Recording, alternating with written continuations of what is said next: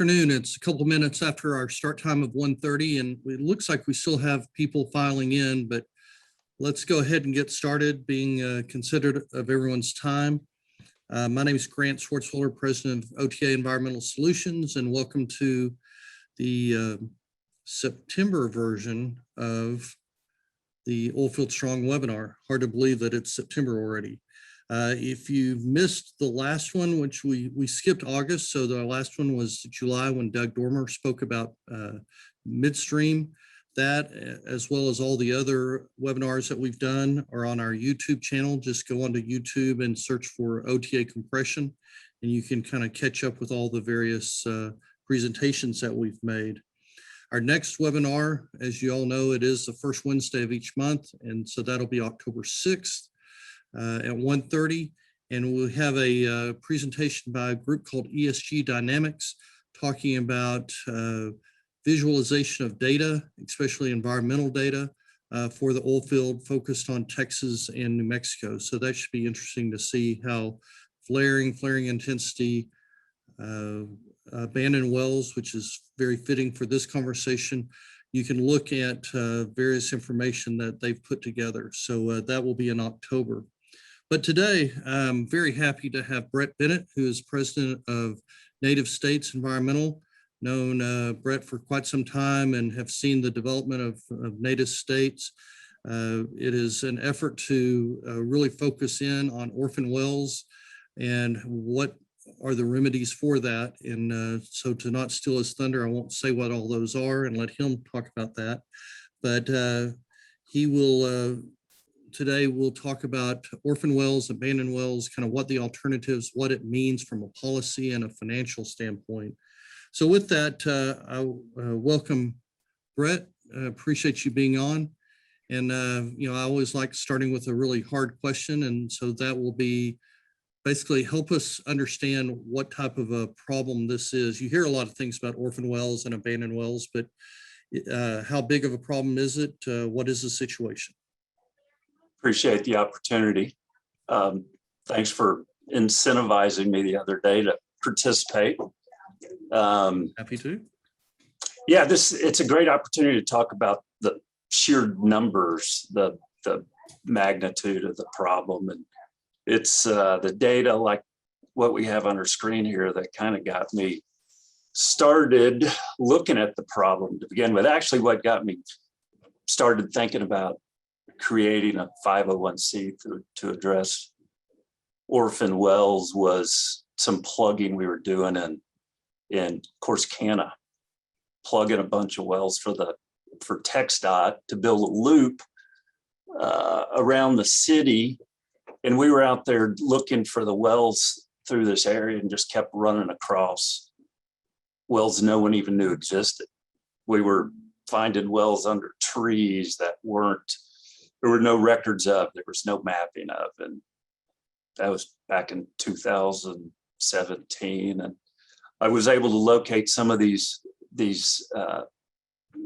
records of what the Railroad Commission actually monitors, and ran across this report in particular and saw the number of inactive wells and that it was 30+% of all the wells they monitored, and then got down to orphan wells and was trying to understand what orphan wells are,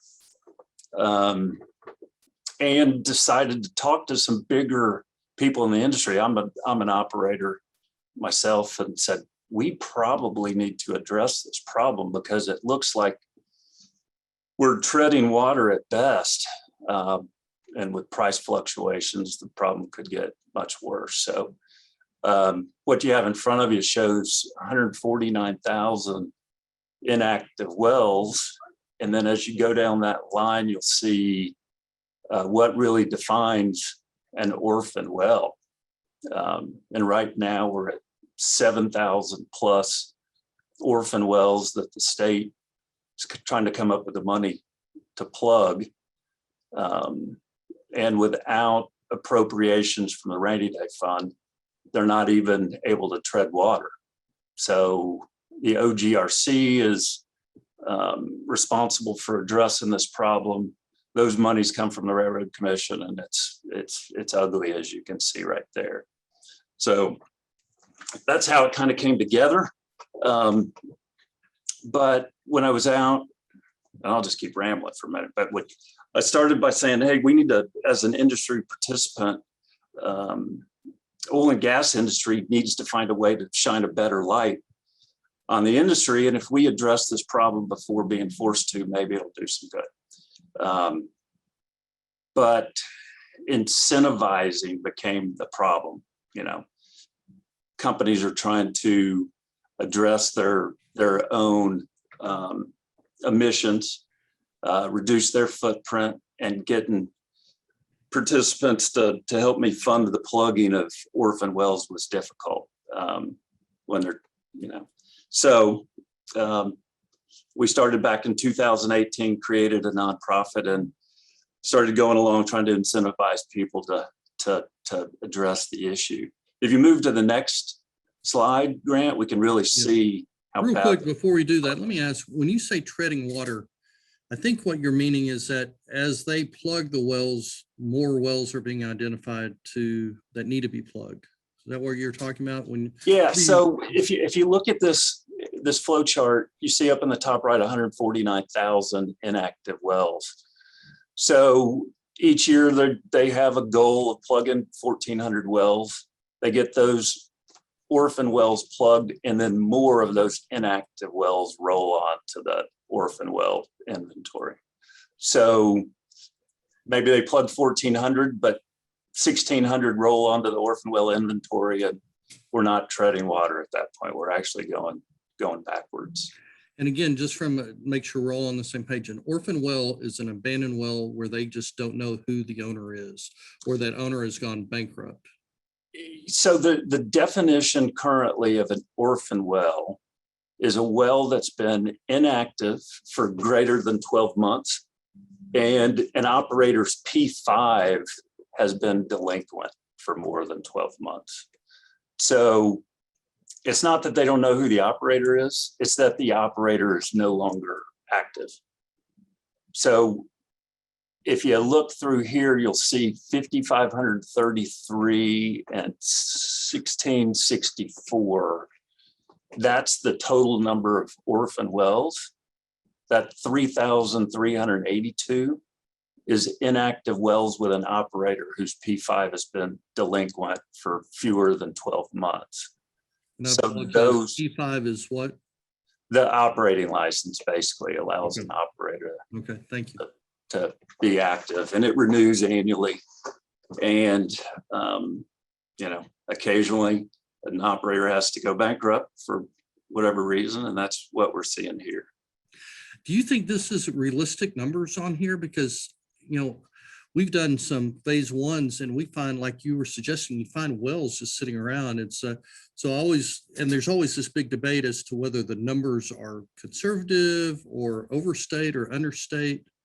You have a sense on that, you know, with all the wells out there, to say that there's only 7,000 orphaned wells, my gut is that sounds pretty low. It sounds like, or understated.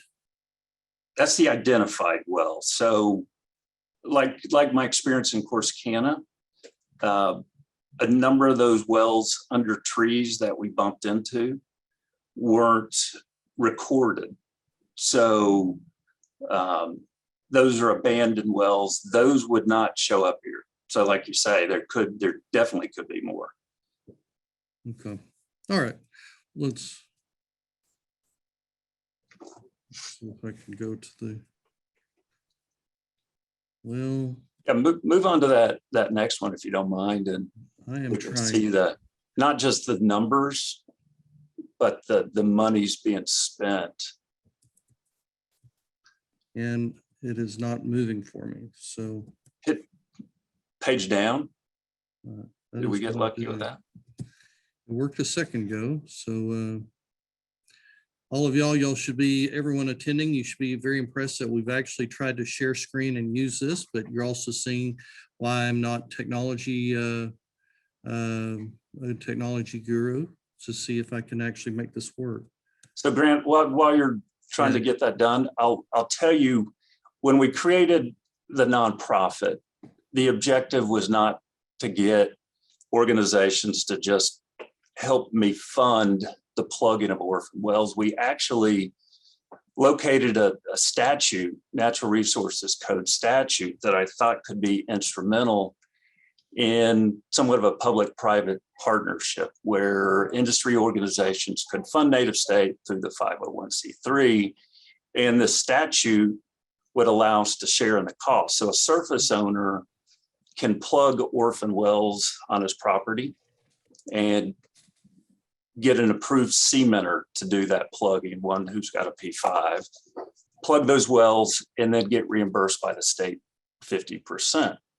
So our original goal, our sole goal at that time, was to fund the 50% for that surface owner. Made sense. We could, if the state's spending $25 million a year to plug wells, and we as an industry could put in $25 million, then the Railroad Commission could basically double the number of wells they were plugging through this public-private partnership. And it made sense. And the organizations, the groups I spoke with, we gathered quite a bit of traction, lots of interest. And we'll get into this more, but the problem became quantifying the environmental impact of the plugging. So if a large company is spending, let's say, $25,000 to reduce their environmental footprint, if they were to spend $25,000 plugging an orphan well, would they get the same impact? I couldn't tell them because there are such limited studies on emissions. If we're just talking solely about methane emissions, I couldn't tell them. And we'll talk more about that. But here's the real problem identified on one page. You see up in the top right, fiscal year of Railroad Commission, let's call it. We began that year with 5,687 wells. They plugged 1,380, which is great if there's not more rolling onto the inventory, spending almost 24 million. But the end of that year, they had 6,285.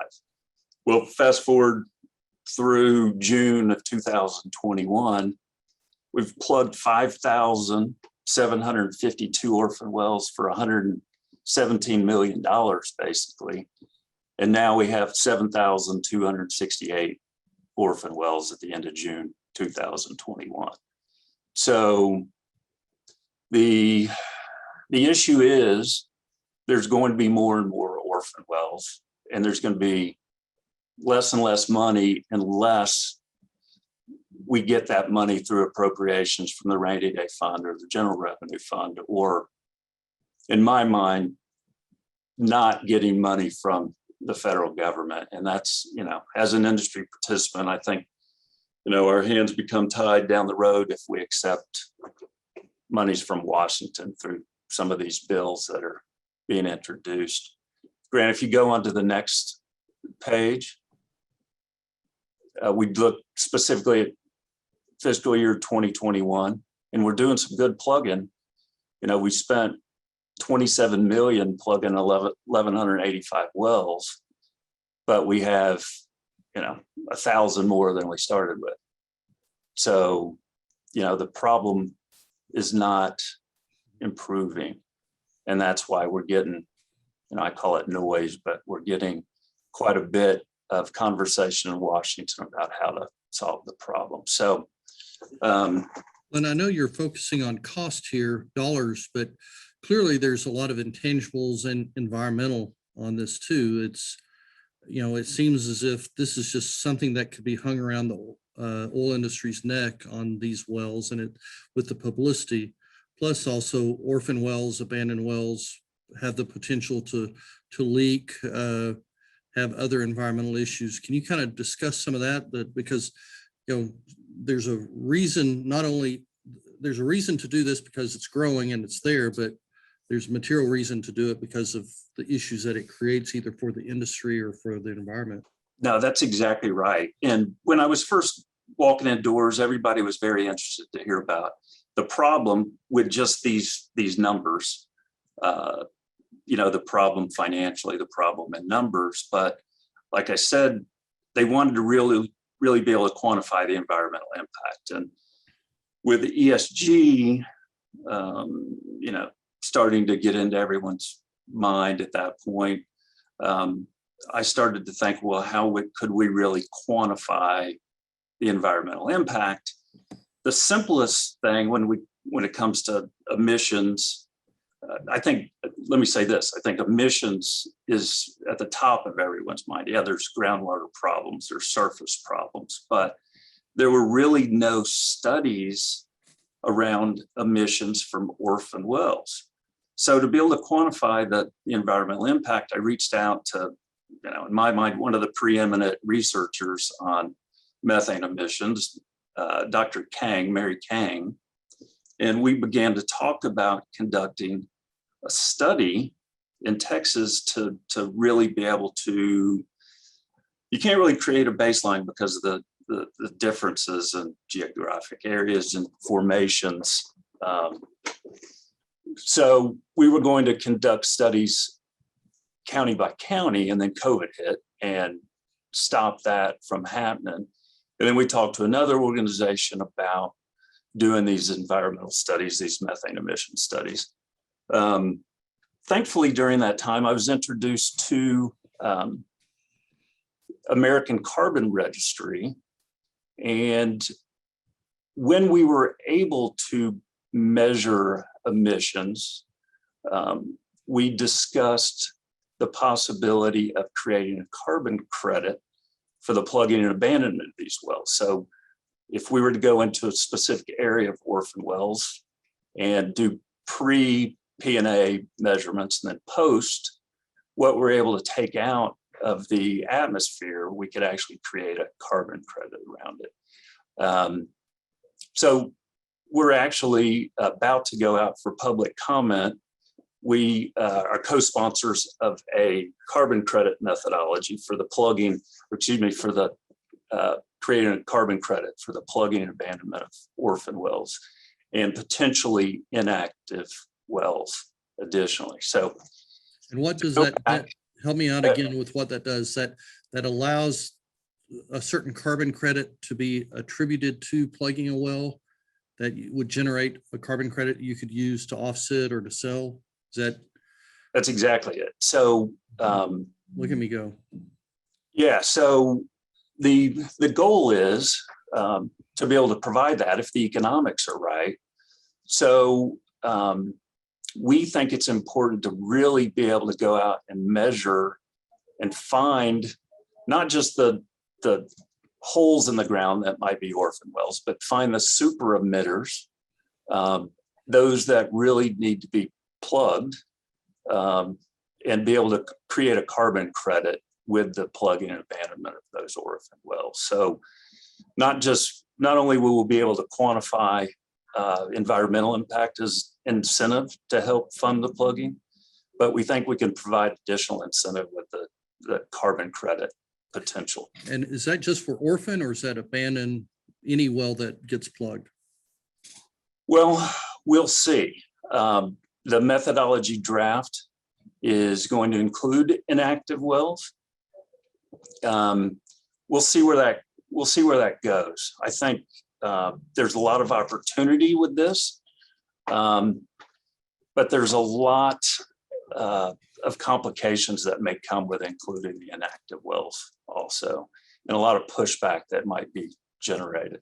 But right now, I think we stand a really good chance of getting this methodology out to the market for orphan wells for sure. And so then take it that next step. After you get that methodology, then what? How does that play out within the industry?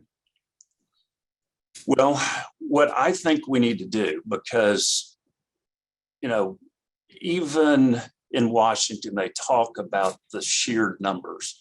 And in the new budget reconciliation bill, there's federal legislation to throw $5 billion at plugging what they say is, an environmental catastrophe due to methane emissions. Well, I think what we need to do is find out where those high emitters are, adopt those orphan wells that are high emitters, plug and abandon those wells, and be able to issue carbon credits to those who may have funded that plugging liability.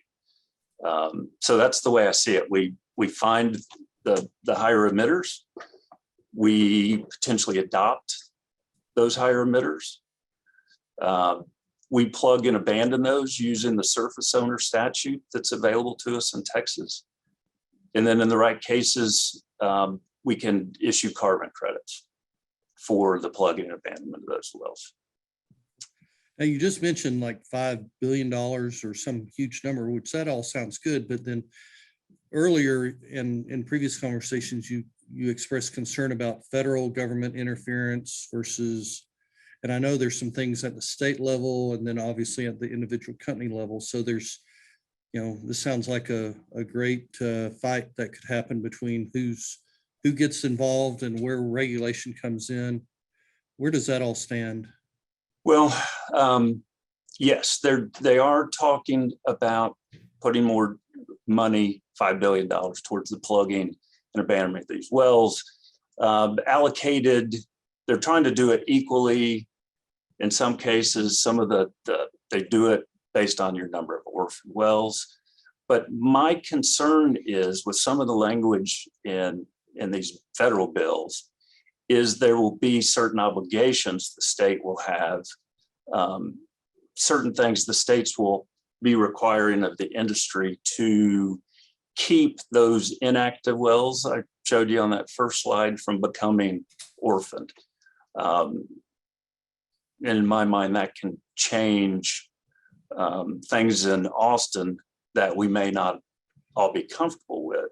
So thankfully, today, September 1st, there was a bill in Austin that was just signed into law to create a committee, 10 members, to address the financial requirements, why the OGRC doesn't have the right funding to address this problem. So if we can handle this in Austin before Washington, I think the industry will be better off and Texas will be better off. That's my opinion. Others may disagree, but well, if we're gonna solve something, we always need a committee to think about it. So that's always good. Well, it's a start because we'd like to talk about the numbers of wells plugged, which is great, but it's not really getting us anywhere. So right. We need to figure out as a state how to allocate more money, more ways in which to incentivize the industry to participate in this. And hopefully native state can be part of that. So whether it's, utilizing the surface owner statute, whether it's creating incentives through carbon credits, or whether we, with some of the things we're doing, the repurposing of some of these expensive holes in the ground, if we could utilize those well bores for geothermal, for gravity storage, for something beyond just putting a bunch of cement in the ground to plug it, which, kind of defeats the purpose if we're talking just about emissions due to CO2 created with the production of the cement. Well, you just alluded to where I wanted to go, which was kind of solutions for all of this. And obviously the easiest is if an oil company just plugs what's on their acreage. But, I would think there's some hindrance to that because that's money and they're under pressure for financial performance. And so let's talk a little bit more about what are the options. I know you created a nonprofit to try to use Railroad Commission money and other money that might be interested in cleaning some of this up. And then you go into maybe more for-profit type opportunities. But tell me more about the nonprofit side and working with the oil companies and how that's going and where the challenges are or the wins are. Okay. Do you mind going back up to that first slide that shows us the? Are you really just trying to make it so everybody knows I can't really do Any of this? I know I'll be impressed. Well, I'll be amazed. Look at me go. There you go. So, in our mission is to address orphan wealth. But as we've gotten further into addressing orphan wells, we've become fully aware of how orphan wells become orphaned. And to do some real good, we're going to have to stop some of those inactive wells from becoming orphaned. So it's not going to, we're not going to be able to help all of those operators, teetering, on doing well, be able to do well. So we're going to have to figure out a way maybe to use those wells that are just eking by on the positive cash flow side. Maybe we can create a way in which to use some of those wells. So we're in conversation with a number of people developing technologies to utilize those wellbores. And we are actually conducting a test here towards the end of the year on one of our wellbores, where we can convert those to energy storage. So, yes, we can plug and abandon wells with the right financing. And maybe we can incentivize through carbon credits and public-private partnerships. But in my mind, it's going to be really important to be able to utilize these wellbores. And, whether it's geothermal in certain areas of Texas, or it's this gravity storage, I think there's going to be some opportunities. So if the federal government wants to push a bunch of money into the plugging of these wells, I think they would be better off researching emissions from these wells, determining a better approach to plugging the right wells, and then putting a bunch of that money towards the research of the repurposing of these wells.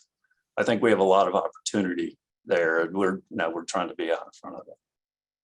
Obviously, I think the oil industry as a whole and Texas in general likes more of the capitalism and profit type mindset than just kind of charity. So I can see that. What is most of the non-plugging opportunity or this repurposing? Is it having to do with energy storage, or is there just other applications, energy creation? I don't know. Are there certain themes of what these abandoned wells or inactive wells could be used for? Or is it? I would say the majority of it's storage, okay. Whether it's compressed air in some cases, or geothermal,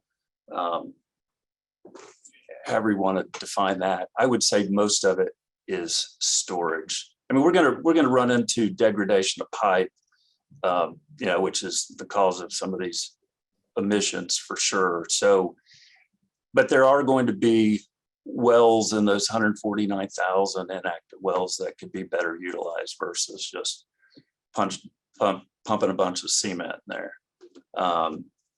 But I think there is going to be an opportunity, and I think we need to spend monies towards developing those opportunities. Yeah, I was talking to a guy that owns a P&A company, and he, it was kind of the obvious comment that didn't really sink in. It's like, he was talking about how these wells that are being abandoned aren't being abandoned just because they're tired of them.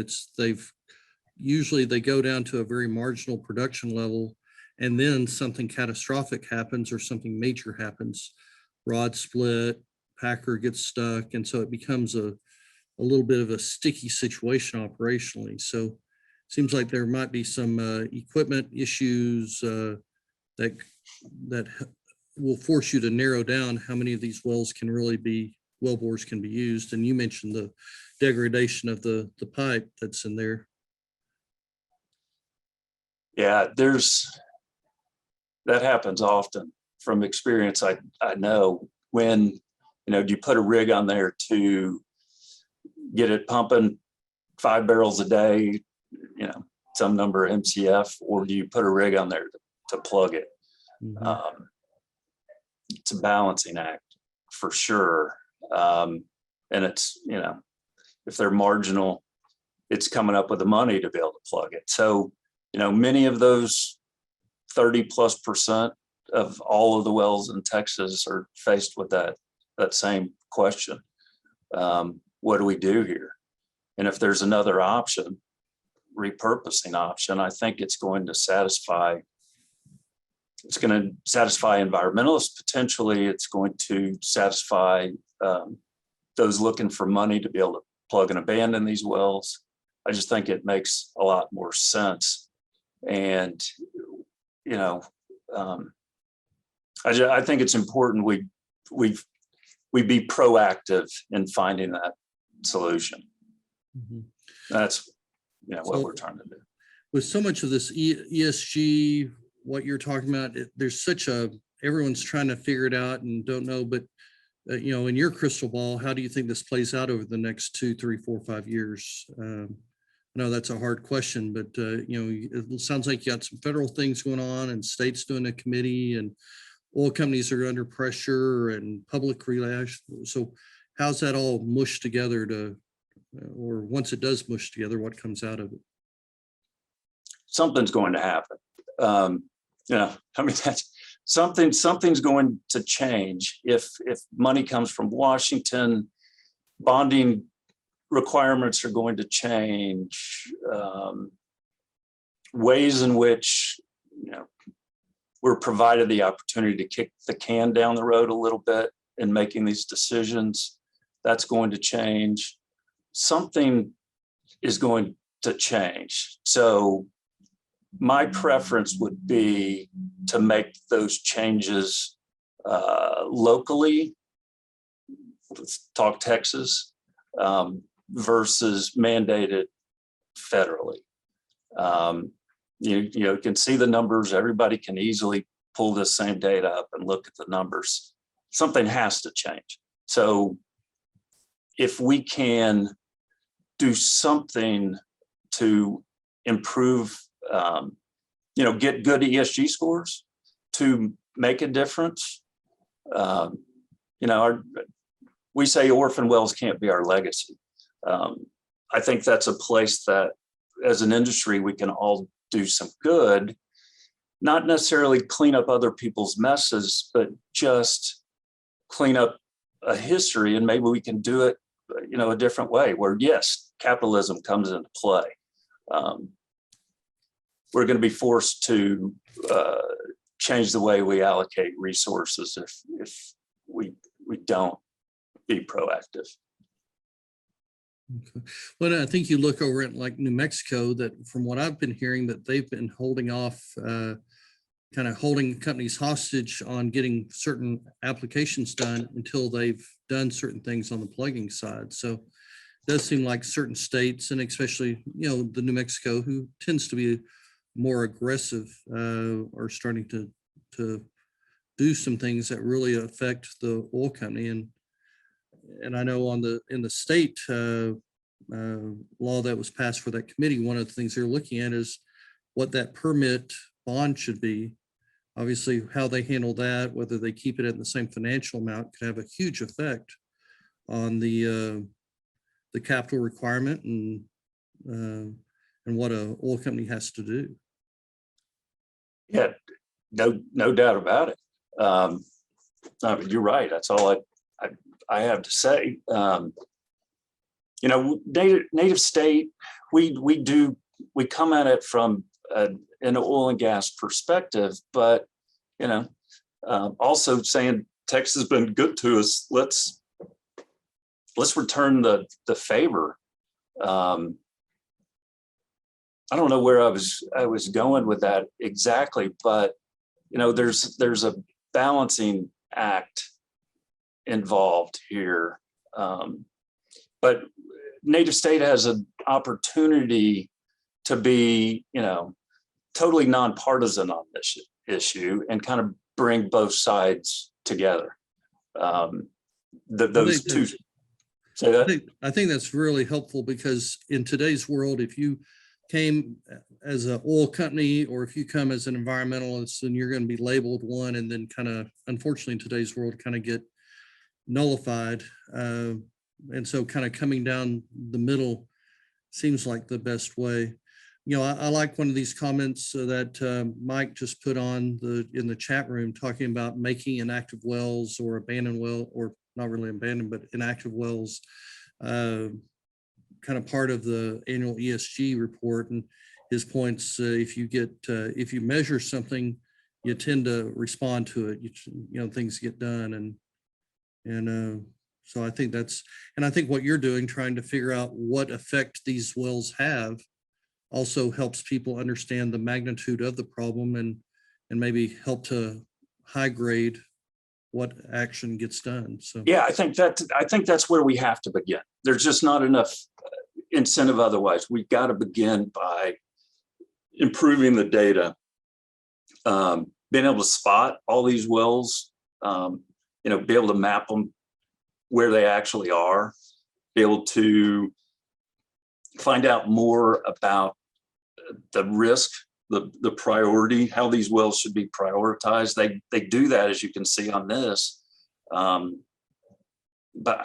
how effectively, I don't know. So I think if we as an industry can spend a few dollars to really be able to quantify the problem, that's where it all needs to begin. And we're working on doing so right now, utilizing drone technology to be able to high grade the bigger problems and notate those problems, create a database where we can effectively go about addressing the problem versus just indiscriminately throwing money at a problem that may not be as big a problem as has been suggested. Brett, really appreciate your time. We're right at the end of ours, but if folks that are listening want to get in touch with you about what you're doing on orphan wells and some of the on the nonprofit side all the way to repurposing, how could they do that? Probably the best way is email. You can email me directly at Brett, which is BRETT, at nativestateenvironmental.org. We've got quite a bit of information on our Native States website, which is nativestateenvironmental.org. But yeah, just email me directly. That'd be great. We can get on the phone and talk about some of our initiatives we're focused on currently. Yeah. I appreciate the Well, I've always been impressed by the amount of research you've done and kind of digging into this. And there's something here and there's a need to be done, but boy, I'm not smart enough to figure it out, but that's why you're doing it. So, well, believe me, I've been beating my head against a wall for a while, but providing some of these incentives, I think will help. So, well, this dovetails very nicely with October 6th webinar, because that data visualization program can identify where all the abandoned and TA wells are. And so it'll be interesting to hear that presentation and in the context of what you've just talked about and what Mike mentioned in the chat about needing to identify and document these things. So yeah, I think that could actually help on the ESG side. Like you said, I don't know if it's the environmental or the social, but I think if you're community centric, we can go in specific to some of the areas people are active and help both on the environmental and the social side of ESG. I think it really parallels that. Yep, I would agree. Very good, everyone. Appreciate y'all taking a few minutes out of your week to listen to us. And Brett, thank you very much, and best of luck with your efforts with native states and orphan wells and abandoned wells. Appreciate it. Thanks for the opportunity. Thanks.